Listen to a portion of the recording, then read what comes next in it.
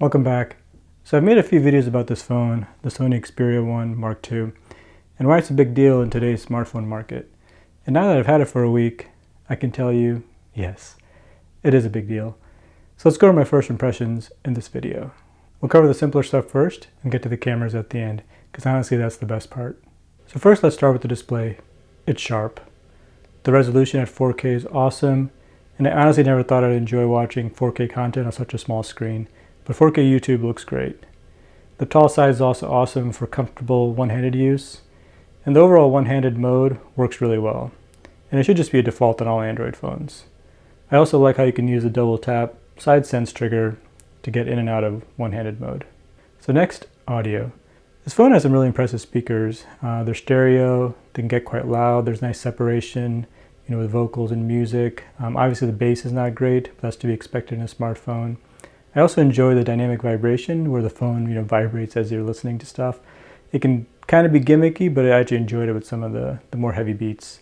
I'm really enjoying all the audio settings in this phone, from the equalizer settings where we can change the bass response to the mids and the highs, to Dolby Atmos, which sounds great on services like Tidal, which I was already subscribed to before. And with headphones, some of the Dolby Atmos tracks, they really sound really good.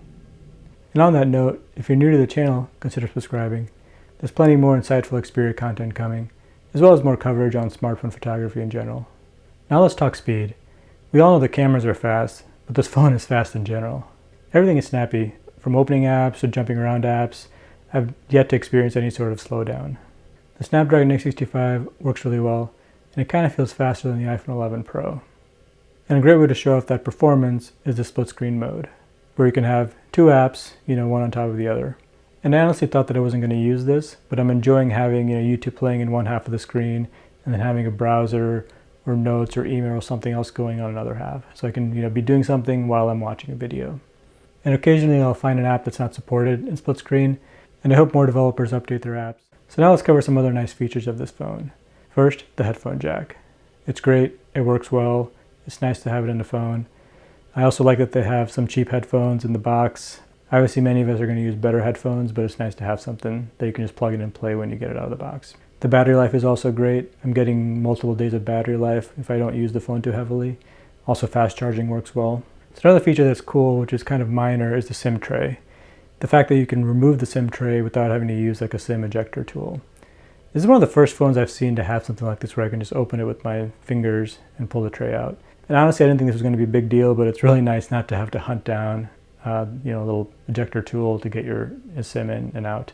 And since the SD card is in the same location, it makes it really convenient to change it. So now let's cover the elephant in the room, the cameras. I understand why many reviewers were confused about this phone and its cameras. You really have to be deep into photography or videography to really see why these cameras are special. If you're just going to treat it like a point and shoot, it's very difficult to make a good comparison.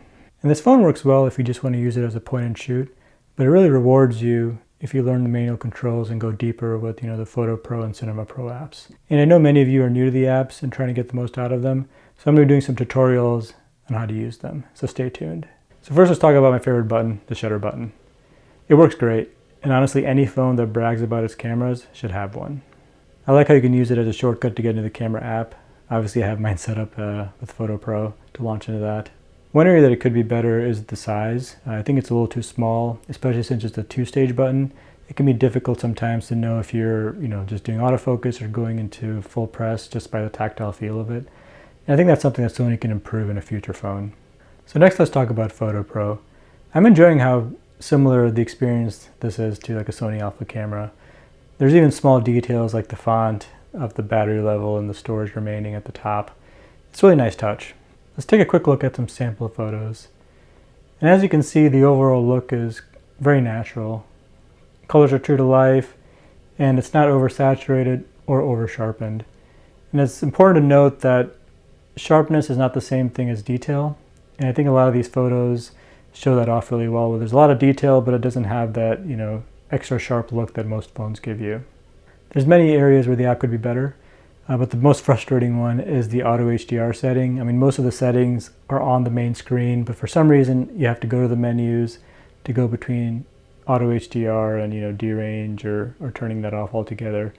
And I don't know why they just couldn't put it on the main screen.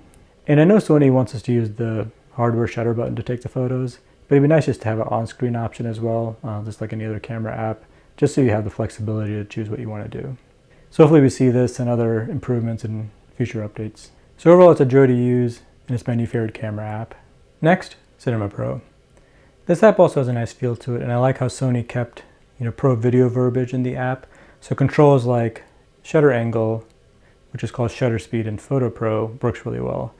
Because when you're trying to get the perfect motion blur, you don't want to keep having to change your shutter speed. And here you can just set your shutter angle, and when you change your frame rate, everything makes sense. So I like how Sony kept the two apps separate and focused. Most people would argue, why isn't there one app for everything? Well, this is a perfect example of why.